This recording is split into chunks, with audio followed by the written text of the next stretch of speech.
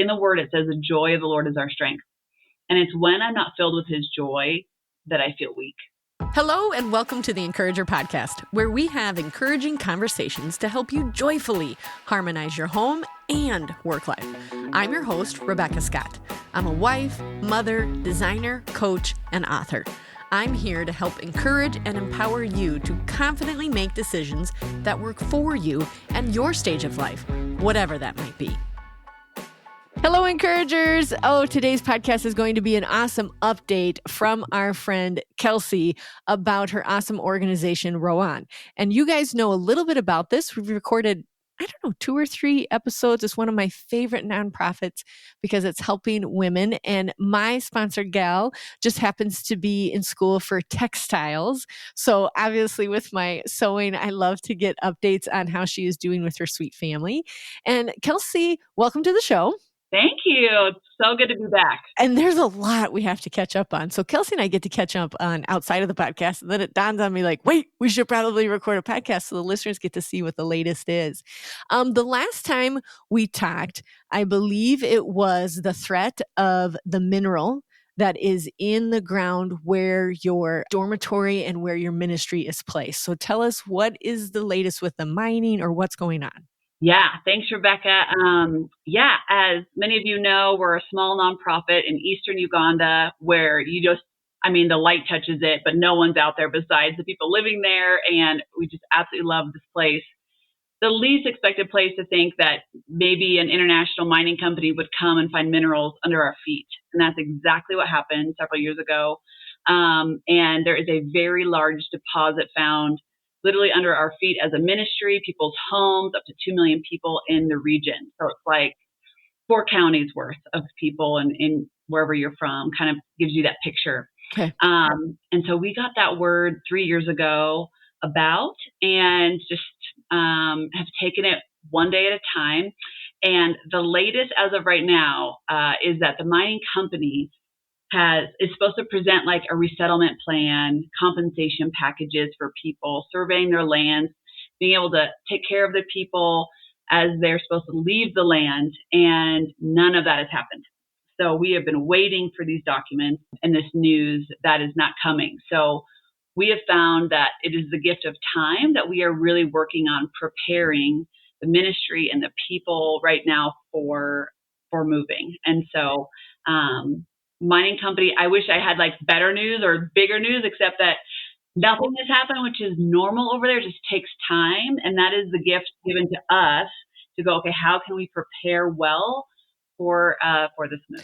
Okay. And a little recap, they own it. They're coming to get their mineral out of the ground, but you've been afforded some time because the actual official paperwork hasn't come through, correct? Correct. But it's coming through no matter what. Like you will have to relocate. Correct. Oh, yes. Okay. So that being said, the paperwork also that they're like, PCing it, calling it like, relocation and resettlement. You don't think any of that will actually come through. They'll just kick you out. Correct. I mean, God is amazing. He's connecting us to the right people at the right time. So he has placed in our hands the last couple of years these local lawyers, and they focus specifically on mining and land rights. So they have worked with several projects with oil and gas and diamond and gold, and 99.9% of these cases show that the people are worse off than when they started. So resettlement plans, the people have become squatters. It's all lip service in essence, because to really care for the people well on the ground. I mean, imagine this. You're a widow, which marks you already as an untouchable and kind of just dispensable.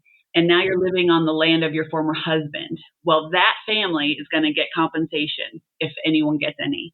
So most likely the widow isn't going to get any anyway. And so she'll be kicked off. So we're dealing with like a vulnerable people group that even if we fight tooth and nail, which we are for compensation, they may not see it. And so right now we're preparing not just physically for them to move, but emotionally, mentally, spiritually, that they are worth so much more, and who they are and their identity and who they are in Christ, so that as we prepare to move, they're strengthened from the inside out. Oh my gosh, Kelsey, I'm thinking about you personally. the weight of this is heavy, but it's like you said, but God, and God has prepared you exactly. Just you. Oh, we can't look at each other during this interview for this mission, Kelsey, and it's important.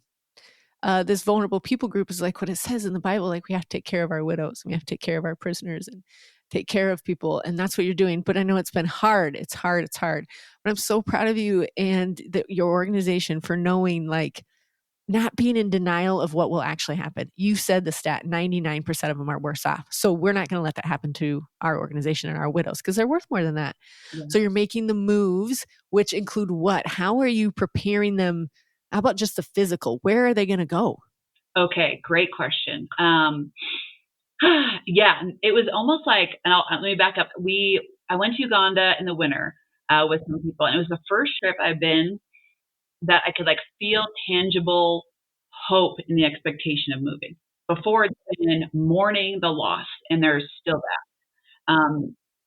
I'm in tears now, of course, like you're feeling it like in your bones, like you see the land and the Hope Center and the homes and the children and realize everything is going to be gone and moved. And so, but this trip, so last Christmas, we did a big campaign called Preparing for Her Promised Land. And these women imagine that you were born into the town that you're in now and you never leave. So you're 50 something years old, imagine, and you've never left like the 5-mile radius of your life. And these women are trying to picture moving somewhere they can't even fathom what that would be like. They've never been on a tarmac road. They've never seen a river. I mean, so when I went back, we bussed all 200 widows to Jinja, which is a couple hours away, to the source of the Nile River. Okay, there's so much amazing symbolism with that. But we went to the Nile, and these women, I mean, they'd never been on a huge road. They've never sat in on a restaurant and were provided a meal. I mean, these women were like above and beyond. Like, I can't even explain to you. Like, they were like little children. They arrived, and they're just looking around. Everything is new, and they're experiencing the Nile River, and then they got on a boat. Well, not all of them, most of them got on a boat for the first time. Can you imagine? Like, you'd think, oh my gosh, it's going to sink. And all these new experiences. Oh my gosh, I have so much footage to show you of these women going, okay, you don't know where you're going, but let's trust and believe that where we're going is better than where we are. We have to trust God in that He will take care of us. And so that was a physical demonstration of a new place, and the excitement and the anticipation. The women, like, I don't know, just like strengthen their inner man because they're like, okay, we can do this together and we are unified together. And so they were singing and laughing and eating fried chicken for the first time and took it home to their children. And they were just like bubbling over from one day of an experience. How come some of them wouldn't get on the boat where they're like, no, lady, I'm going to drown? Okay, funny story. I'm sitting there, and this woman was so loud. She's like, hallelujah, thank you, Jesus. I'm getting it. And I'm like, that's awesome. And she goes, oh, no. I fear. They feared getting on the boat that it was going to sink or something. So they watched their friends get on the boat, go out on an excursion, and come back all in one piece. Alive. And it tells a story about the personality, those who are ready to go. Were ready for adventure, and those who weren't, but they all needed each other. And to say, hey, it's okay. And like to build a bond between them. Since then, we've had the women meet at least twice a month together with facilitators to facilitate that day, to talk about the move, the fears, the excitements, what they want to see when they move, because we want them to dream about where we're going. Yes. I'm so glad you painted it so clearly for us, Kelsey, that, I mean, they haven't even seen a river. Like, imagine our own comfortable lives here, just in the U.S. Like, we can say we've been to both coastlines or whatever it might be, and we've experienced all these different things. These ladies have not. Talk about trapped, and the direct correlation with the Israelites that you are working through. It's amazing and hard, and yet it's like in those moments of desperation where God has to show up to part the river, otherwise we will not walk through it. Like, that is where He moves, and I'm seeing that in their lives. And we're taking this time. Next up, we're taking the children on an excursion to somewhere they've never been. Like, how can we have them dream about moving somewhere they've never been when they've literally never been anywhere? So this is an amazing opportunity where we're tackling fears and anxieties, and of course the encouragement of who they are in Christ for where we're going. So that's what we're focused on this year. Meanwhile, our staff and our board and our team here in the U.S., we're looking at parcels of land. We're budgeting for relocation. We're looking at, okay, what is this going to cost? Where are we going to go? There's about 15 pieces of land we've been looking at. We're looking like about 300 to 400 acres of land, building 200 homes, about 2,000 people. And we're just, obviously budget is best guess, but we're calling upon friends and people who've done this similar type of work before, house builders or building schools or looking, to say, hey, help us. Mm-hmm. So we're using every possible resource and help, and there's a lot. In fact, As One is a nonprofit that actually was based there where you're from, and they're a huge resource for us too because they're in Uganda. So we're just calling upon our friends, family, and we're researching and spending this time before we hit hard on kind of a large campaign for moving. For the moving. And of these 15 different parcels of land, are they all still in Uganda? Yes. Oh, they are? Yes. So they are, the people's heart is they're from Eastern Uganda. You know how it is. Like, I don't necessarily feel comfortable moving to the South. It's a totally different culture. I would love it, but it's different. And these people, they know the eastern part of Uganda. They know their language. There's over 300 languages in the country. So they want to be in their same culture as much as possible. So we're looking at eastern part of Uganda, about 15 pieces of land near town, but still farmland, because over there, for us here in America, it's like education is our key for success. Like if we get educated and like future and dream and work hard, but their land is life. So when land is taken, they have nothing. And all of them were doing data collection and connecting with every family and spending lots of time with every family. Land is their livelihood. They're all farmers. And so we want to be able to have that when they move, as well as close to kind of a town with schools and clinics and opportunities for business.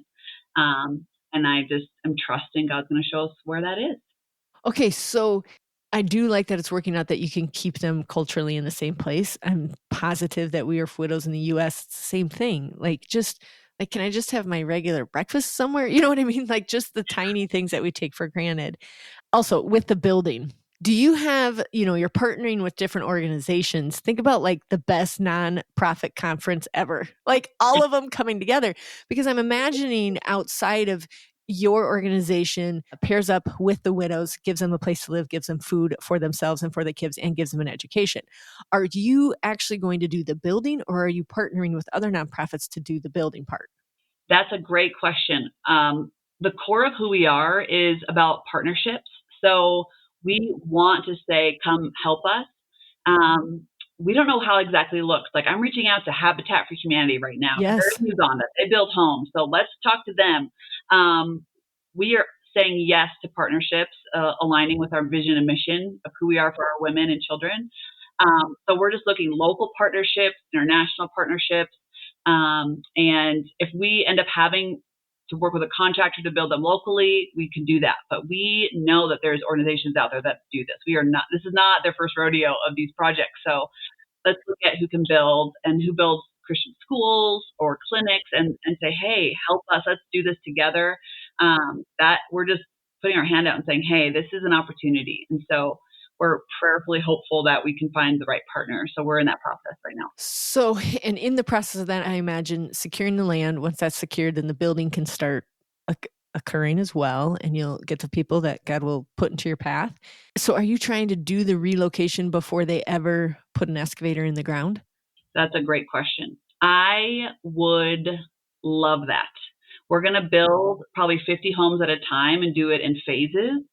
So we're just going to keep moving at the pace that we're moving and prayerfully hoping that we can move. And we've gotten it approved that like, even if we move before the excavator hits the ground, if there is compensation to be had, we will get it legally, even if we're not there. But right now we're trying to build, of course, trust and rapport with the people. And they know that when they move and they don't see mining happening yet, it is coming. But that's kind of a work in progress. There's a presidential election in Uganda in January, this coming January. So that could slow it down or that could really speed it up. So we're just Our Oh, prayer is that we secure land before the election. okay. So that's the effort you're making humanly possible is like, let's secure the land. Mhm. So whichever way the election goes, we can tell our community of women, we have land. This is where we're moving. Yes, absolutely. And it's a heavy lift, but to God, it's like nothing.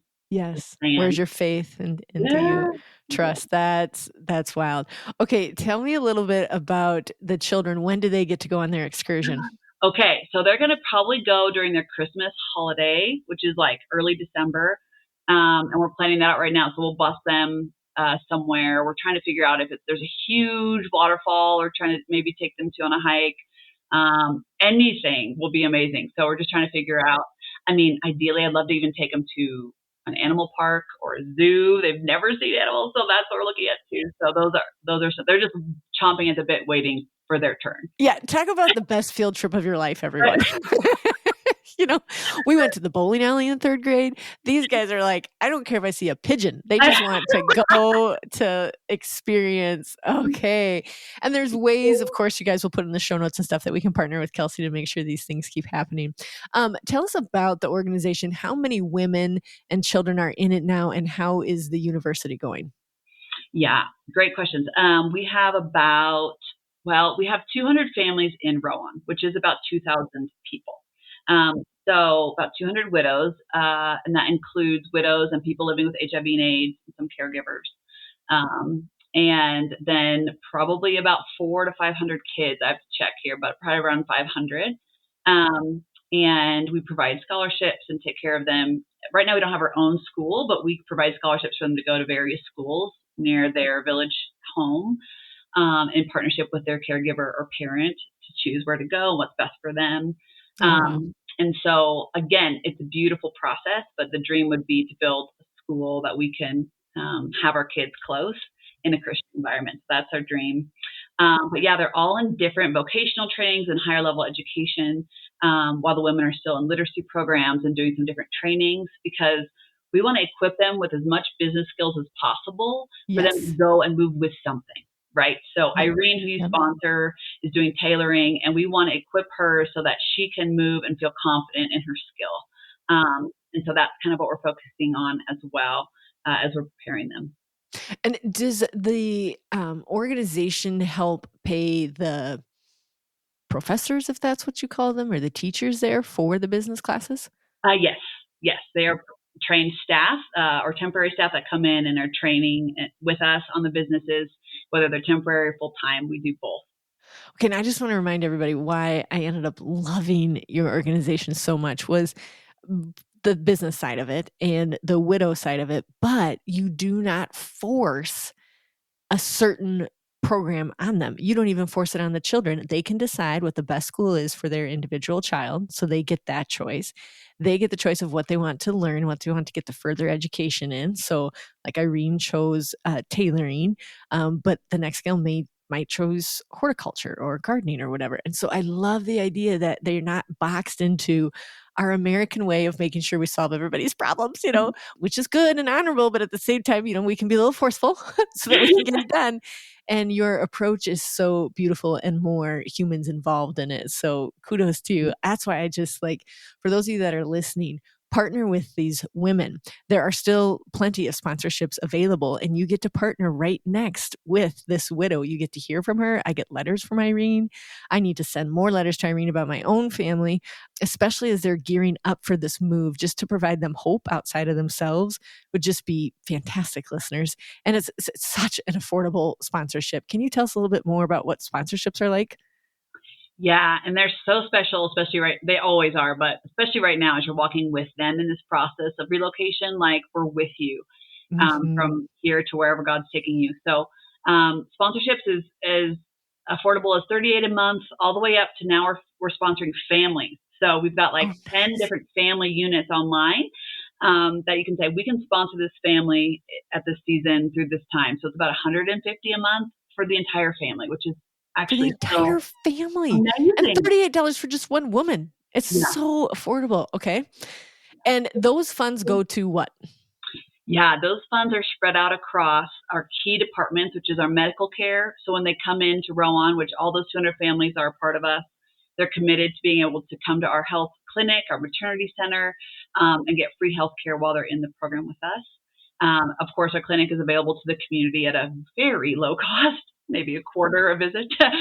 Anyway, it's amazing. So they have that, and then they have education covered from primary, which is like elementary, middle, high school, and vocational training. And our women come in and they join one of our zonal areas. We're across like 50 or 70 villages now. So they join a zone with a leader, and then we have meetings with them, and we learn about savings groups and business training. And they come to our Saturday programs, and they have feeding programs and our holiday programs. So they're part of all of that. And if they have HIV, then we make sure they're provided with the proper medicine, medical care for their condition. And so obviously that's a little different right now. USAID has just cut back some funding for medicine, and so we're looking at how to best care for our women that way. But that's our promise. What percentage of them do have HIV? I would say about 30% are HIV positive. The rest have been widowed or orphaned by HIV and AIDS. So their husband died from AIDS or their mom died from AIDS. So they're vulnerable because of the disease, but they don't directly have it.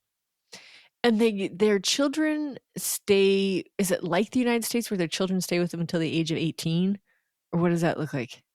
It varies. It's not like that so much. I think once a teenage boy becomes like 16, then he looks to build his own little hut and stay near the house, but in his own place. That's like a sign of independence. But I would say most of them go to boarding schools, so they're not living at home, and they finish their schooling and then look for a place to live once they're done with schooling, which can be anywhere from like 18 to 25. Okay. Because you mentioned vocational school. So if there's a son of a widow who pursues that, does the organization cover that? Yes. You Yes. do. Mm-hmm. So, and that's to keep the families intact. Yeah, correct. And we don't have a cutoff age. So a lot of organizations, Wow. which I understand, are like by 21, we're done sponsoring or whatever, but we say until they're done. If they abide by the ROWAN policies and are with us and part of a ROWAN family, then we're with them till they graduate. Oh, I love it. Can you tell us about a success story of one of the kiddos going through your program? Oh my gosh, there's so many. This is just for me a heart success story. So we had a little boy come in. He was probably 4 at the time, years ago. I've been with the organization for like 22 years. It's been part of my life. Amazing. So George came into the program, and he's HIV positive, so sick. His eyes, physically was just struggling. He was in the corner and he would not smile. I'm telling you, we would try everything to get this kid to smile, and he just struggled. And we got him proper medication, and he's been with us. Now he's still with us in the program, and he's now training to be a mechanic. And when I went in January, I was there working. I was on the field, or in the field, and I look over, and there's this young man, and I was like, Pastor, who is that? He's like 6'3", which is very tall over there. Cute. Just like strapping, strong, bright smile. He goes, oh, that's George. And I'm like, oh my God. I'm just weeping. I'm like, yes. No. He's a different person. And Pastor goes, yeah, he's trying to be a mechanic. He's really good. I'm like, I bet. just like, it just takes, it's for the one. It's just for the one. If all of this is for George, the joy in him and his life, and that there's so much more to this disease than and living positively. And he's going to live. He's just so healthy and strong. So I'm so, so proud of him. Oh, man. I don't know how you get off your knees when you go on these trips. I'd be like, God, I can barely walk. Like just the amount of miracles and prayers being realized. And also, you've mentioned this in just our private conversations too, their level of praise and worship is like off the charts. And did you think that's because of their amount of faith in what God can do when, I don't want to undermine, we do have tragedies and hardships for sure. Mm-hmm. But some of the things that are our hardships, they would be so grateful for that hardship versus some of the things that they're going through. But okay, Kelsey, tell me about, there was a time when we were talking personally a while back about a miracle on a piece of land. Can you tell us about that? Yeah, it was a couple of years ago. When I first heard about the mining, we flew right out there and cried with the widows, walked around, learned more about what's happening, and found the reality of the mining. And we have several parcels of land as an organization, and one is like a 30-acre farm. And we were walking around the farm, and it just hit. We were weeping, and yet we just felt like God was reminding us, even in that moment, like it was like wind blew, I remember, and he was just like, the goodness of the Lord in the land of the living. He is still good. This land is alive. It is mine. And trust me. And it was like, it just hit me all at once, like the hardship, the mourning. Have you ever lived in like the both and the joy and the sorrow all at once? And Yes. it was about 6 months later that they were continually doing exploratory trials on what land has minerals and what doesn't. Okay. And Pastor Paul says, you're not going to believe this. Our farm, our 30-acre farm, doesn't have minerals under it. Stop. So all the land around, literally around it, had minerals, but the parcel we were on that we own doesn't. And I just like broke down, and God's like, I'm here, I'm with you, I see you, we're going to use this land, and we're still looking at the best way to use it, but he's just like, I've got you. And I just, even the hope in that was just like, okay, Lord, yes, like you are here. And that spoke so much to all profound. of us. It's so profound that all around it, except for the 30 acres. Yeah. It's like where he stomps his foot and claims his property. Look out. Yeah. So that being said, will you get to keep that 30 acres, even though the widows will move? Will you keep that parcel? Yeah. I mean, it's ours to be able to figure out how we best use it, whether it's for the families that do remain, that 90% of ROWAN are directly affected by the minerals under their feet. We do have like 10% of our widows that don't have minerals where they live particularly, but we're looking at how we can serve and support them if they're not moving. Obviously, if they're surrounded by open pit mining, they're probably not going to live there. But we have 30 acres, so if they need to move close together, if we have a little center there for them, God knows. So we're just holding on to it. So he shows us. Yeah, I think it's important to note when they do start, you just said it, it's open pit. Like it's a gravel pit or whatever they would call it. It's not livable. So it's not going to be, it's not going to be possible. Right. It's amazing. I'm sure for all of us, even listening, like you may not be relocating 2,000 people in Uganda, but I will say this, like it is in the word, it says the joy of the Lord is our strength. And it's when I'm not filled with his joy that I feel weak. And for me, joy isn't happiness necessarily, but it's the knowing. Like in Proverbs 23, it says, do not move an ancient boundary stone or encroach on the fields of the fatherless. For the defender is strong. He will take up their case against you. And that's a promise. God is going to defend the widow and orphan. That is who he is. All we are doing is standing by him and saying yes to his promise and holding on to that as our strength. And so that's just been the position I'm in, and it's literally daily bread. And for all of us, it's just like reminding ourselves that he is the strong one. We just stand and say, yes, I believe in his promise. Is that like the poster verse for your whole organization or what? Wow. It is right now. Oh man, talking about land and all that. Well, we usually end the interviews by saying, how can you encourage our encouragers? And I have a feeling I know what you would say, but you have just been encouraging this whole interview. And again, you were 19. That's what I remember about your story. You were 19 when you said yes to this. And we're how many years later? And you're relocating 2,000 people and you're not in their country. I'm just so stinking proud of you. And you just like remind me to do the next right thing, no matter how small it is or how big it is. And your amount of faith in your teeny tiny body is just amazing. And I'm just really glad that you stand on the ground next to these women and you allow us a chance to be a part of it. And so we will provide in our show notes all the links to partner with Kelsey and the organization ROWAN. You can subscribe so that you get the newsletters, what the latest is for these widows. Of course, the biggest thing we need to do is just stand in prayer, but it's also super affordable to take the next best step, which is sponsoring a woman like we do here, or a family, like she said, or gather together your own family and in-laws and talk about it together and what it would look like to partner together with this. They also have a really cool thing that they're partnering with us is that you will be able to text and give when you just text the words RSD. So RSD stands for Rebecca Scott Designs, my person accessory business. Let's partner together, and we will provide that phone number within our show notes as well. Yes. If people are just driving around right now, what is the number they can text for that, Kelsey? Sure. That number is 720-710-2008. And if they text the word RSD, that is how it will get started, and it'll walk you through the steps. Okay, that's amazing. That's amazing. Okay, Kelsey, how would you encourage our encouragers? If I could encourage our encouragers today, it would just be that God is big enough for whatever you're walking through. And even the things that feel the biggest in our lives are nothing to Him.